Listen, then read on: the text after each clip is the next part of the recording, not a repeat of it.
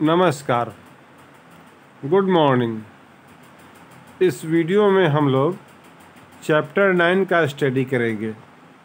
This chapter is for standard 7 according to NCERT book. So chapter 9 for standard 7 NCERT। क्षेत्रीय संस्कृतियों का निर्माण।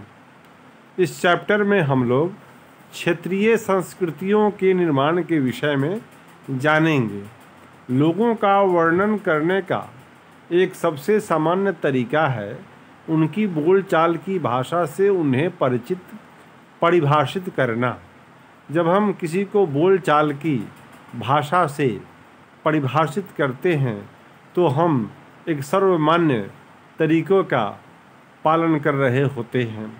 जब हम किसी व्यक्ति को तमिल या उड़िया कहते हैं तो आमतौर पर इसका अर्थ होता है कि वह तमिल अथवा उड़िया भाषा बोलता है और तमिलनाडु या उड़ीसा में रहता है। इसी तरह से हम प्रत्येक क्षेत्र को कुछ खास किस्म के भोजन, वस्त्र, काव्य, नृत्य, संगीत और चित्रकला से जोड़ा करते हैं। कभी कभी हम उन अस्मिताओं को मानकर चलते हैं और सोचते हैं कि ये युग युगांतरों से अस्तित्व में हैं, किंतु भिन्न भिन्न क्षेत्रों के बीच विभाजक सीमाओं के बनने में समय की भूमिका रही है, जिन्हें हम आज क्षेत्रीय संस्कृतियां समझते हैं। वे समय के साथ साथ बदली हैं और सच तो यह है कि आज भी बदल रही हैं। ये क्षेत्रीय संस्कृतियां जटिल प्रक्रिया से विकसित हुई हैं। इन प्रक्रिया के तहत स्थानीय परंपराओं और उपमहाद्वीप के अन्य भागों के विचारों के आदान प्रदान ने एक दूसरे को संपन्न बनाया है। जैसा कि हम देखते हैं या देखेंगे, कुछ परंपराएं तो कुछ विशेष क्षेत्रों की अपनी हैं, जबकि कुछ अन्य भिन्न भिन्न क्षेत्रों में एक समान प्रतीत होती हैं। परंतु इसके अतिरिक्त कुछ अन्य परंपराएं खास इलाके के पुराने रीति रिवाजों से तो निकली हैं, परंतु अन्य क्षेत्रों में जाकर उन्होंने एक नया रूप ले लिया है। चेर और मलयालम भाषा का विकास। चेर और मलयालम भाषा का विकास, इसकी क्या कहानी है, इसके पीछे क्या इतिहास है, अब हम ये देखने वाले हैं। भाषा और क्षेत्र के बीच अंतः संबंध के एक उदाहरण से अपना विश्लेषण प्रारंभ करेंगे। महोदयपुरम का चेर राज्य प्रायद्वीप के दक्षिणी पश्चिमी भाग में, जो आज के केरल राज्य का एक हिस्सा है, 9वीं शताब्दी में स्थापित किया गया। संभवतः मलयालम भाषा इस इलाके में बोली जाती थी। शासकों ने मलयालम भाषा एवं लिपि का प्रयोग अपने अभिलेखों में किया। वस्तुतः इस भाषा का प्रयोग उपप्रायद्वीप के उपमहाद्वीप के सरकारी अभिलेखों में किसी क्षेत्रीय भाषा के प्रयोग के सबसे पहले उदाहरणों में से एक है।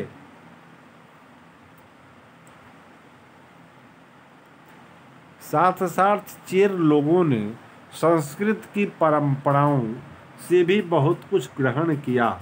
केरल का मंदिर रंगमंच, जिसकी परंपरा इस युग तक खोजी जा सकती है, संस्कृति के महाकाव्यों पर आधारित था।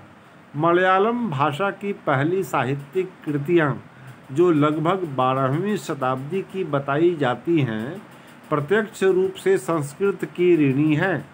यह भी एक काफ़ी रोचक तथ्य है कि 14वीं शताब्दी का एक ग्रंथ लीला तिलकम, जो व्याकरण तथा काव्यशास्त्र विषयक है, मणिप्रवालम शैली में लिखा गया है। व्याकरण, काव्यशास्त्र और शैली इसकी मणिप्रवालम। मणिप्रवालम का शाब्दिक अर्थ है हीरा और मूंगा, जो यहाँ दो भाषाओं संस्कृत तथा क्षेत्रीय भाषा के साथ साथ प्रयोग की ओर संकेत करता है। हीरा और मूंगा संस्कृत और क्षेत्रीय भाषा के उदाहरण स्वरूप हैं। इन्हें मणि प्रवालम कहा जाता है। शासक और धार्मिक परंपराएं, जगन्नाथी संप्रदाय। अब हम लोग शासक और धार्मिक परंपराओं के विषय में कुछ जानेंगे। ये जगन्नाथी संप्रदाय क्या है, इसकी भी इसमें चर्चा करेंगे। अन्य क्षेत्रों में क्षत्रिय संस्कृतियां क्षेत्रीय धार्मिक परंपराओं से विकसित हुई थीं। इस प्रक्रिया का सर्वोत्तम उदाहरण है पुरी, उड़ीसा में जगन्नाथ का संप्रदाय। जगन्नाथ का शाब्दिक अर्थ है दुनिया का मालिक, जो विष्णु का पर्यायवाची है। आज तक जगन्नाथ की काष्ठ प्रतिमा स्थानीय जनजातीय लोगों द्वारा बनाई जाती है, जिससे यह तात्पर्य निकलता है कि जगन्नाथ मूलतः एक स्थानीय देवता थे, जिन्हें आगे चलकर विष्णु का रूप मान लिया गया। 12वीं शताब्दी में गंग वंश के एक अत्यंत प्रतापी राजा अनंत वर्मन ने पुरी में सब पुरुषोत्तम जगन्नाथ के लिए एक मंदिर बनवाने का निश्चय किया। उसके बाद 1230 में राजा अनंग भीम तृतीय ने अपना राज्य पुरुषोत्तम जगन्नाथ को अर्पित कर दिया और स्वयं को जगन्नाथ का प्रतिनियुक्त घोषित किया। ज्यों-ज्यों इस मंदिर को तीर्थ स्थल यानी तीर्थ यात्रा के केंद्र के रूप में महत्व प्राप्त होता गया, सामाजिक तथा राजनीतिक मामलों में भी इसकी सत्ता बढ़ती गई। जिन्होंने भी उड़ीसा को जीता, जैसे मुगल, मराठे, अंग्रेजी ईस्ट इंडिया कंपनी, सबने इस मंदिर पर अपना नियंत्रण स्थापित करने का प्रयत्न किया। वे सब यह महसूस करते थे कि मंदिर पर नियंत्रण प्राप्त करने से स्थानीय जनता में उनका शासन स्वीकार्य हो जाएगा। राजपूत और शूरवीरता की परंपराएं। 19वीं शताब्दी में ब्रिटिश लोग उस क्षेत्र को, जहां आज का अधिकांश राजस्थान स्थित है, राजपूताना कहते थे। इससे यह समझा जा सकता है कि वह एक ऐसा प्रदेश था जहां केवल अथवा प्रमुख रूप से राजपूत ही रहा करते थे, लेकिन यह बात आंशिक रूप से ही सत्य है। ऐसे अनेक समूह थे और आज भी हैं जो उत्तरी तथा मध्यवर्ती भारत के अनेक क्षेत्रों में अपने आप को राजपूत कहते हैं। यह भी सच है कि राजस्थान में राजपूतों के अलावा अन्य लोग भी रहते हैं। तथापि अक्सर यह माना जाता है कि राजपूतों ने राजस्थान को एक विशिष्ट संस्कृति प्रदान की है। राजपूतों का योगदान राजस्थान में निश्चित रूप से उल्लेखनीय है, अन्य सभी जातियों से हट के है, कुछ ज़्यादा है। ये सांस्कृतिक परंपराएं वहाँ के शासकों के आदर्शों तथा अभिलाषाओं के साथ घनिष्ठता से जुड़ी हुई थीं। लगभग 8वीं शताब्दी से आज के राजस्थान के अधिकांश भाग पर विभिन्न परिवारों के राजपूत राजाओं का शासन रहा। पृथ्वीराज एक ऐसा ही शासक था। ये शासक ऐसे शूरवीरों के आदर्शों को अपने हृदय में संजोए रखते थे, जिन्होंने रण क्षेत्र में बहादुरी से लड़ते हुए अक्सर मृत्यु का वरण किया, मगर पीठ नहीं दिखाई। राजपूत शूरवीरों की कहानियाँ काव्यों एवं गीतों में सुरक्षित हैं। ये विशेष रूप से प्रशिक्षित चारण भाटों द्वारा गाई जाती हैं। ये कवि हुए चारण भाट, ये कवि ही होते थे। ये काव्य एवं गीत ऐसे शूरवीरों की स्मृति को सुरक्षित रखते थे और उनसे यह आशा की जाती थी कि वे अन्य जनों को भी उन शूरवीरों का अनुकरण करने के लिए प्रेरित एवं प्रोत्साहित करेंगे।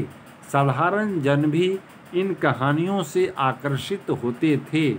इन कहानियों में अक्सर नाटकीय स्थितियों और स्वामी भक्ति, मित्रता, प्रेम, शौर्य, क्रोध आदि प्रबल संवेगों का चित्रण होता था। इन कविताओं की क्या मुख्य वस्तु होती थी, क्या थीम रहता था, उसकी चर्चा हमने यहाँ पर की। क्या स्त्रियों को भी इन कहानियों में स्थान प्राप्त था? जी हाँ, कभी कभी वे झगड़े के कारण के रूप में विद्यमान हैं। जब पुरुष स्त्रियों को जीतने के लिए अथवा उनकी रक्षा के लिए आपस में लड़ते थे। कहीं कहीं यह भी चित्रित किया गया है कि स्त्रियां अपने शूरवीर पतियों का जीवन मरण दोनों में अनुसरण करती थीं। सती प्रथा यानी विधवाओं द्वारा अपने मृतक पतियों की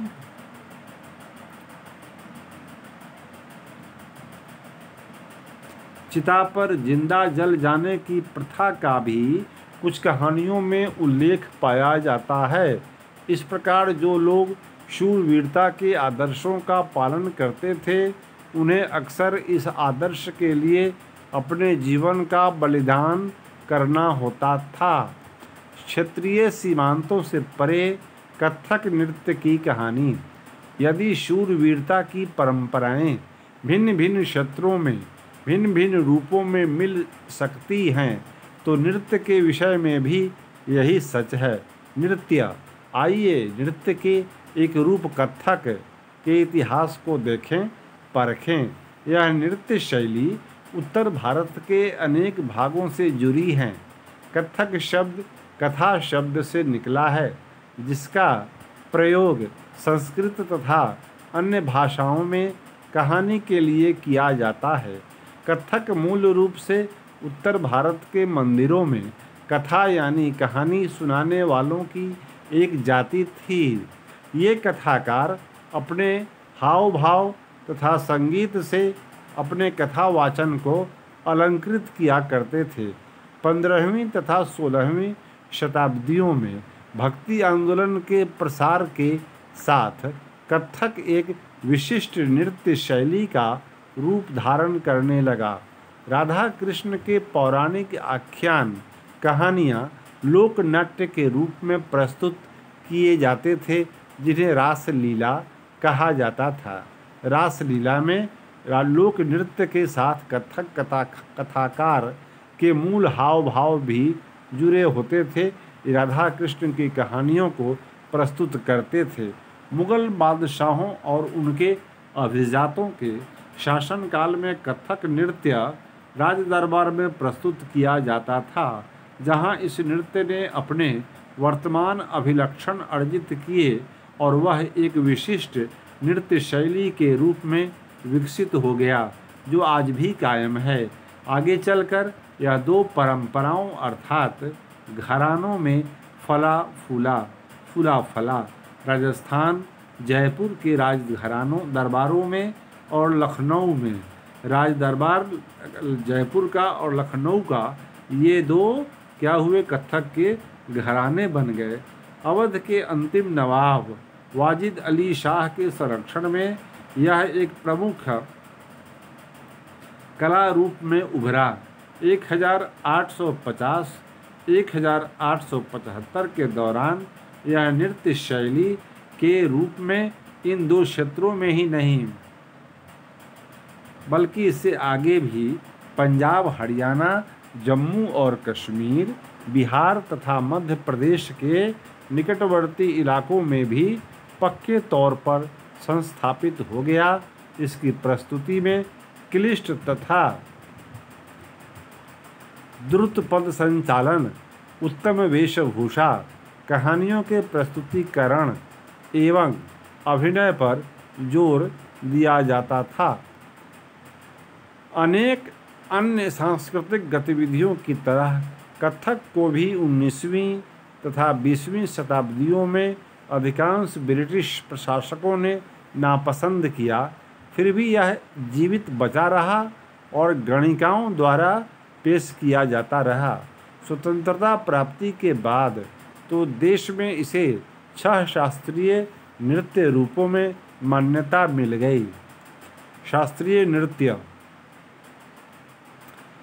किस कला रूप को शास्त्रीय माना जाए, इस प्रश्न का उत्तर देना अक्सर बहुत कठिन होता है।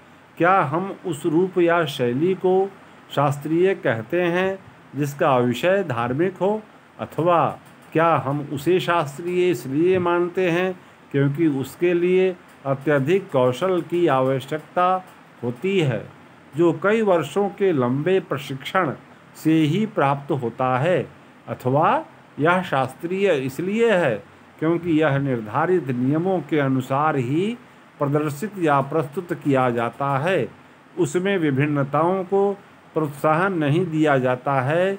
ये ऐसे प्रश्न हैं जिन पर हमें विचार करने की आवश्यकता है। यह भी स्मरणीय है कि बहुत से ऐसे नृत्य रूपों में जिन्हें लोक नृत्य की श्रेणी में रखा गया है, वे विशिष्टताएं पाई जाती हैं जिन्हें शास्त्रीय रूपों का विशिष्ट लक्षण बताया जाता है। यद्यपि शास्त्रीय विशेषण का प्रयोग उन कला रूपों की श्रेष्ठता का सूचक हो सकता है, फिर भी यह हमेशा शब्दशः सही नहीं होता है। अन्य नृत्य रूप जिन्हें इस समय शास्त्रीय माना जाता है निम्नलिखित हैं। भरतनाट्यम, जो तमिलनाडु से संबंधित है। कथाकली केरल का है। ओडिसी उड़ीसा का है। कुचिपुड़ी आंध्र प्रदेश का। मणिपुरी मणिपुर का। इस प्रकार से हमने यहाँ तक अध्ययन किया। अब इसके आगे हम लोग यहाँ से पढ़ेंगे कि हमारा टॉपिक हो गया संरक्षकों के लिए चित्रकला लघु चित्रों की परंपरा। एक अन्य परंपरा जो कई रीतियों से विकसित हुई वह थी लघु चित्रों की परंपरा। लघु चित्र, जैसा कि उनके नाम से पता चलता है, छोटे आकार के चित्र होते हैं जिन्हें आमतौर पर जल रंगों से कपड़े या कागज पर चित्रित किया जाता है। प्राचीनतम लघु चित्र ताल पत्रों अथवा लकड़ी की तख्तियों पर चित्रित किए गए थे। इनमें से सर्वाधिक सुंदर चित्र जो पश्चिम भारत में पाए गए जैन ग्रंथों को सचित्र बनाने के लिए प्रयोग किए गए। मुगल बादशाह अकबर, जहांगीर और शाहजहां ने अत्यंत कुशल चित्रकारों को संरक्षण प्रदान किया था, जो प्राथमिक रूप से इतिहास और काव्यों की पांडुलिपियां चित्रित करते थे। ये पांडुलिपियां आमतौर पर चटक रंगों में चित्रित की जाती थीं और उनमें दरबार के दृश्य, लड़ाई तथा शिकार के दृश्य और सामाजिक जीवन के अन्य पहलू चित्रित किए जाते थे।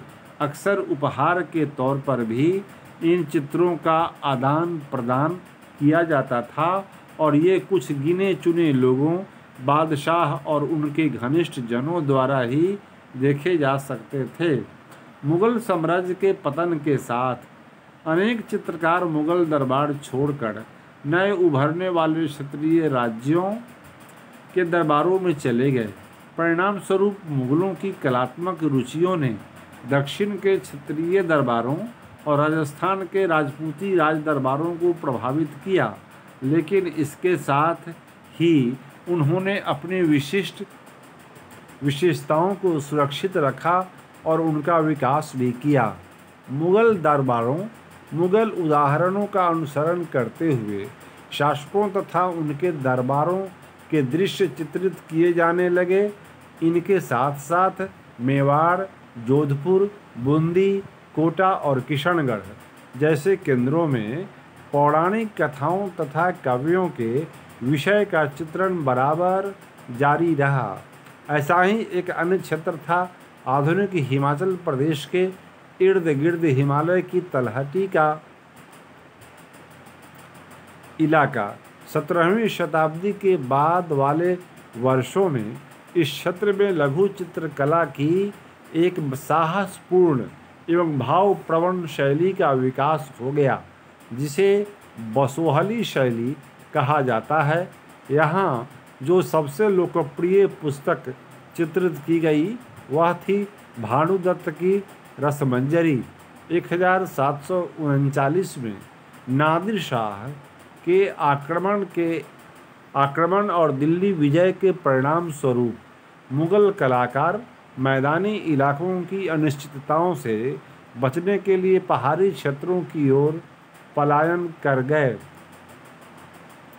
उन्हें वहां जाते ही आश्रयदाता तैयार मिले, जिसके फलस्वरूप चित्रकारी की कांगड़ा शैली विकसित हुई। चित्रकारी की कांगड़ा शैली मुगल शासन से भागे हुए कलाकार थे जो मुगलों के पतन के बाद इधर उधर चले गए। उनमें एक हुए कांगड़ा शैली। 18वीं शताब्दी के मध्य भाग तक कांगड़ा के कलाकारों ने एक नई शैली विकसित की, जिसने लघु चित्रकारी में एक नई जान डाल दी। उनकी प्रेरणा का स्रोत वहाँ की वैष्णव परंपराएं थीं। ठंडे नीले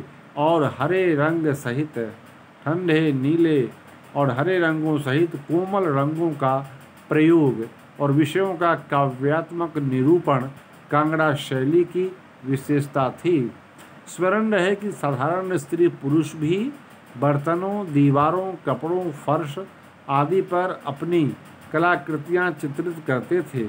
कला के इन नमूनों में से कुछ ही बच पाते थे।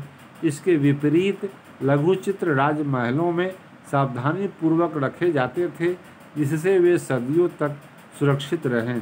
बंगाल को नज़दीक से हम लोग समझने का प्रयास करेंगे। बंगाल नज़दीक से एक नज़र। एक क्षेत्रीय भाषा का विकास। जैसा कि हमने प्रारंभ में देखा था, हम अक्सर क्षेत्रों के नाम वहाँ के निवासियों द्वारा बोली जाने वाली भाषा के अनुसार निर्धारित करते हैं। इसलिए हम यह मान लेते हैं कि बंगाल में लोग हमेशा बांग्ला ही बोलते थे, किंतु यह एक दिलचस्प बात है कि आज बंगाली संस्कृत से निकली हुई भाषा मानी जाती है। प्रारंभिक ईसा पूर्व प्रथम सहस्राब्दी के मध्य भाग के संस्कृत ग्रंथों के अध्ययन से यह पता चलता है कि बंगाल के लोग संस्कृत से उपजी हुई भाषाएं नहीं बोलते थे। तो फिर नई भाषा का उद्भव कैसे हुआ? ईसा पूर्व 4वीं-3वीं शताब्दी में से बंगाल और मगध दक्षिण बिहार के बीच वाणिज्यिक संबंध स्थापित होने लगे थे, जिसके कारण संभवतः संस्कृत का प्रभाव बढ़ता गया होगा।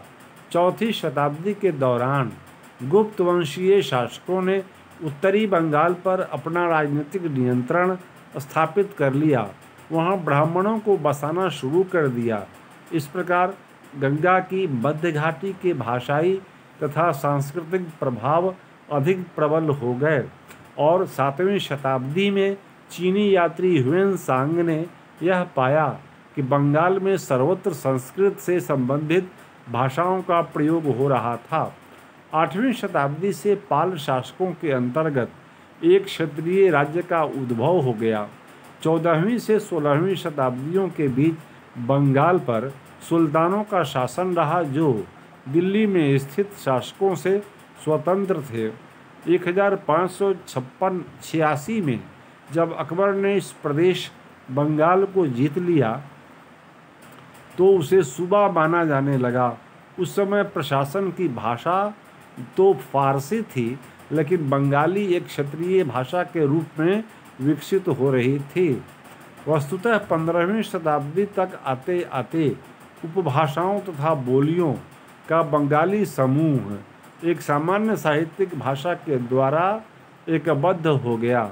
यह साहित्यिक भाषा उस क्षेत्र के पश्चिमी भाग की बोलचाल की भाषा थी, जिसे अब पश्चिम बंगाल कहा जाता है। यद्यपि बंगाली का उद्भव संस्कृत से ही हुआ है, पर यह अपने क्रम विकास की अनेक अवस्थाओं से गुजरी है। इसके अलावा गैर संस्कृत शब्दों का एक विशाल शब्द भंडार, जो जनजातीय भाषाओं, फारसी और यूरोपीय भाषाओं सहित अनेक स्रोतों से इसे प्राप्त हुआ है, आधुनिक बंगाली का एक हिस्सा बन गया है। बंगाली के प्रारंभिक साहित्य को दो श्रेणियों में बांटा जा सकता है। एक श्रेणी संस्कृत की ऋणी है और दूसरी उससे स्वतंत्र है। पहली श्रेणी में संस्कृत महाकाव्यों के अनुवाद, मंगल काव्य, शाब्दिक अर्थों में शुभ यानी मांगलिक काव्य जो स्थानीय देवी देवताओं से संबंधित हैं, और भक्ति साहित्य जैसे गौड़ीय वैष्णव आंदोलन के नेता श्री चैतन्य देव की जीवनियाँ आदि शामिल हैं।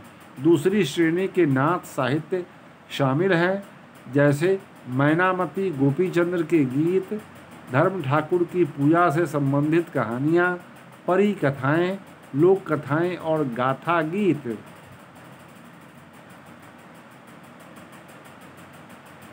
मैनामती गोपीचंद्र और धर्म ठाकुर। नाथ लोग सन्यासी होते थे जो तरह तरह की यौगिक क्रियाएं करते थे।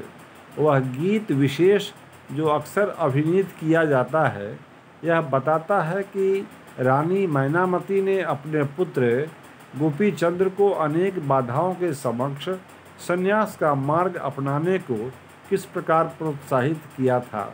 धर्म ठाकुर एक क्षत्रिय लोकप्रिय देव हैं जिनकी पूजा अक्सर एक पत्थर या काठ की मूर्ति के रूप में की जाती है।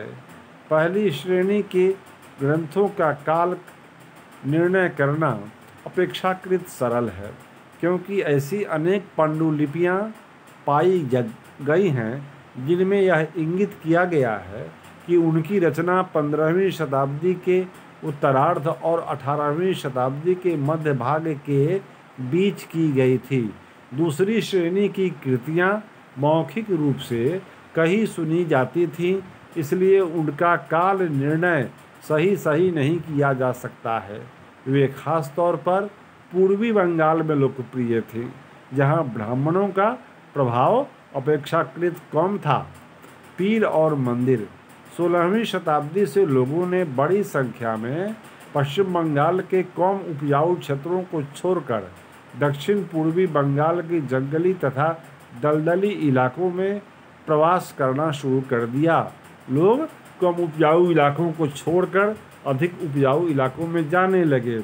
ज्यों-ज्यों वे पूर्व की ओर बढ़ते गए, वे जंगलों को साफ करके भूमि में धान की खेती करने लगे।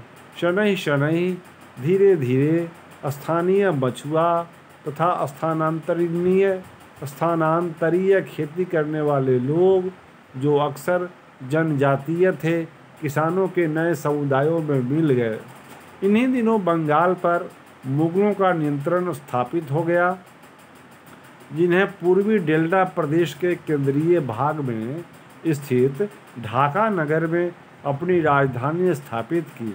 अधिकारी और कर्मचारी लोग भूमि प्राप्त करके अक्सर उस पर मस्जिदें बना लेते थे, जो इन इलाकों के धार्मिक रूपांतरण के केंद्रों के रूप में काम आती थी।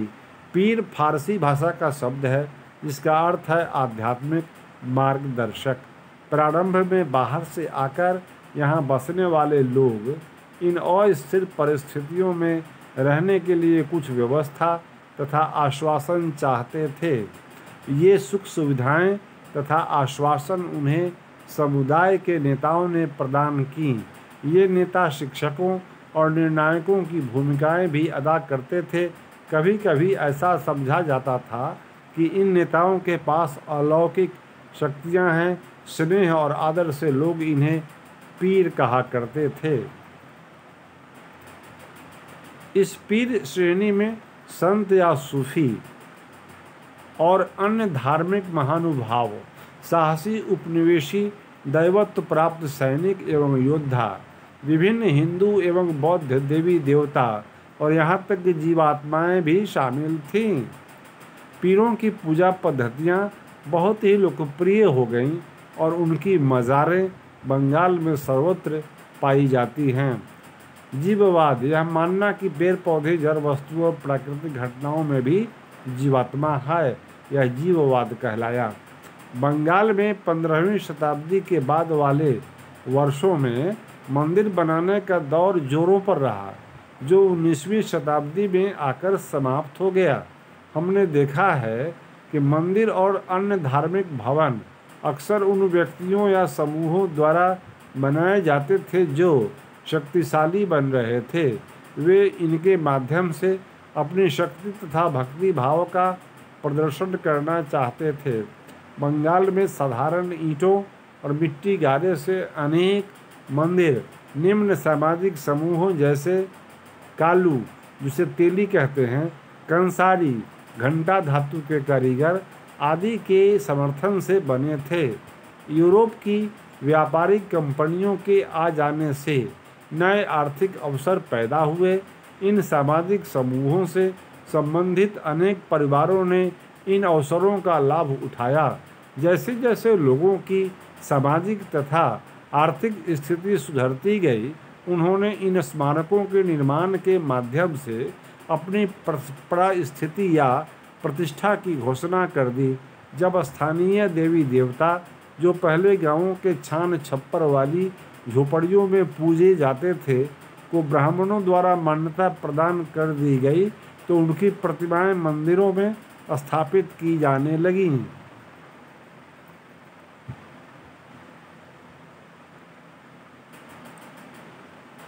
इन मंदिरों की शक्ल या आकृति बंगाल की छप्परदार झोपड़ियों की तरह दो छतों वाली या चौचाला 4 छतों वाली होती थी। 5वें अध्याय में वर्णित बंगाली गुंबद की याद कीजिए। इसके कारण मंदिरों की स्थापत्य कला में विशिष्ट बंगाली शैली का प्रादुर्भाव हुआ। अपेक्षाकृत अधिक जटिल चौचाला यानी 4 छतों वाली ढांचे में 4 त्रिकोणीय छतें 4 दीवारों पर रखी जाती थीं, जो ऊपर तिर्यक रेखा या एक बिंदु तक जाती थीं। मंदिर आमतौर पर एक वर्गाकार चबूतरे पर बनाए जाते थे। उनके भीतरी भाग में कोई सजावट नहीं होती थी, लेकिन अनेक मंदिरों की बाहरी दीवारें चित्रकारियों, सजावटी टाइलों अथवा मिट्टी की पट्टियों से सजी होती थीं। कुछ मंदिरों में, विशेष रूप से पश्चिम बंगाल के बांकुड़ा जिले में विष्णुपुर के मंदिरों में, ऐसी सजावटें अत्यंत उत्कृष्ट कोटि तक पहुंच चुकी थीं। मछली भोजन के रूप में परंपरागत भोजन संबंधी आदतें आमतौर पर स्थानीय रूप से उपलब्ध खाद्य पदार्थों पर निर्भर करती हैं। बंगाल एक नदीय मैदान है, नदी के बगल का मैदान है, जहाँ मछली और धान की उपज बहुतायत से होती है। इसलिए यह स्वाभाविक है कि इन दोनों वस्तुओं को गरीब बंगालियों की भोजन सूची में भी प्रमुख स्थान प्राप्त है। मछली पकड़ना वहाँ का प्रमुख धंधा रहा है और बंगाली साहित्य में मछली का स्थान पर उल्लेख मिलता है। इससे ज़्यादा और क्या होगा कि मंदिरों और बौद्ध विहारों की दीवारों पर जो मिट्टी की पट्टियाँ लगी हैं, उनमें भी मछलियों को साफ करते हुए टुकड़ियों में भरकर बाजार ले जाते हुए दर्शाया गया है। ब्राह्मणों को सामिष भोजन करने की अनुमति नहीं थी, ब्राह्मणों को नहीं थी, लेकिन स्थानीय आहार में मछली की लोकप्रियता को देखते हुए ब्राह्मण धर्म के विशेषज्ञों ने बंगाली ब्राह्मणों के लिए इस निषेध में ढील दे दी, अर्थात बंगाली ब्राह्मण मछली खाते हैं। बृहद धर्म पुराण, जो बंगाल में रचित 13वीं शताब्दी का संस्कृत ग्रंथ है, ने स्थानीय ब्राह्मणों को कुछ खास किस्मों की मछली खाने की अनुमति दी, अर्थात बंगाल के ब्राह्मण मछली खाते थे और खाते हैं। यूरोप में राष्ट्र राज्यों का उदय। 18वीं शताब्दी के अंत तक यूरोप के लोग स्वयं को एक साम्राज्य जैसे ऑस्ट्रिया हंगरी साम्राज्य की प्रजा या किसी चर्च जैसे यूनानी रूढ़िवादी चर्च के सदस्य मानते थे, परंतु 18वीं शताब्दी के अंतिम दशकों में लोग स्वयं को एक ऐसे समुदाय के सदस्य के रूप में भी पहचानने लगे जो एक भाषा जैसे कि फ्रेंच या जर्मन बोलते थे। प्रारंभिक 19वीं शताब्दी में रोमानिया में विद्यालयी पाठ्यपुस्तकें ग्रीक के स्थान पर रोमानियन में लिखी जाने लगीं और हंगरी में लैटिन के स्थान पर हंगेरियन को राजभाषा के रूप में अपनाया गया। यह और इसी प्रकार की अनेक प्रक्रियाओं ने लोगों को यह बोध कराया कि प्रत्येक भाषी समुदाय एक अलग राष्ट्र था। 19वीं शताब्दी के अंतिम दशकों में इटली और जर्मनी के एकीकरण के लिए हुए आंदोलनों ने इस भावना को और अधिक बल दिया। ये हम लोग पढ़े यूरोप में उस समय की स्थिति। तो ये मैंने 6 का पहले ही पढ़ा दिया है सारा चैप्टर। इस 7 का एक चैप्टर बाकी है जो कल या परसों के वीडियो में हो जाएगा। उसके बाद मैं 8 पढ़ाऊँगा, 9, 10, 11, 12 तक मैं हिस्ट्री पूरा कंप्लीट करूँगा, सारा वीडियो बना दूँगा। इसी तरह से आप इसको देखते रहिए। आपका दिन मंगलमय हो। Thank you for viewing. Have a nice day.